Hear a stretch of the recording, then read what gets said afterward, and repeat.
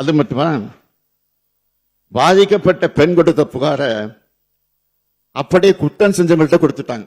அந்த புகாரை குற்றம் யார் செஞ்சிருக்காங்களோ அவங்கள்ட்டே கொடுத்துட்டாங்க.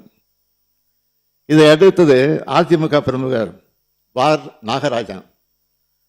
பாதிக்கப்பட்ட பெண்ணோட அண்ணனை தாக்குகிறார். அந்த புகார் மேலே நடவடிக்கை எடுக்காத அரசு தான் அதிமுக அரசு. பிரச்சனை பெருசாக தெரிஞ்சதும் இதில் சம்பந்தப்பட்ட முக்கிய நபரான திருநாவுக்கரசை கைது செய்யாம ஏதோ 3 பேரை கைது பண்ணி கணக்கை முடிக்க பார்த்தாங்க. ஆனா சிபிஐ விசாரணையில பொள்ளாச்சி சம்பவம் முழுவதுமே அதிமுக பிரமுகரால் தான் நடத்தப்பட்டது தெளிவா சொல்லிட்டாங்க.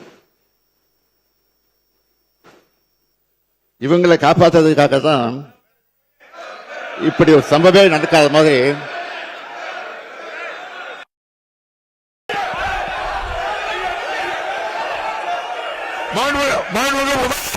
சிபிஐ விசாரணையில பொள்ளாச்சி சம்பவம் முழுவதுமே அதிமுக பிரமுகர் தான் நடக்கிறாங்கன்னு தெளிவா சொல்லிட்டாங்க. இவங்களை காப்பாற்றுறதுக்காகத்தான் இப்படி ஒரு சம்பவமே நடக்காத மாதிரி அந்த அதிமுக அரசு ஒரு பெரிய நாடகமே ஆடிச்சு. இதனாலதான் நான் போய் சொன்னேன், பொல்லாத ஆட்சிக்கு சாட்சியே பொள்ளாச்சி தான் அப்படின்னு சொன்னேன்.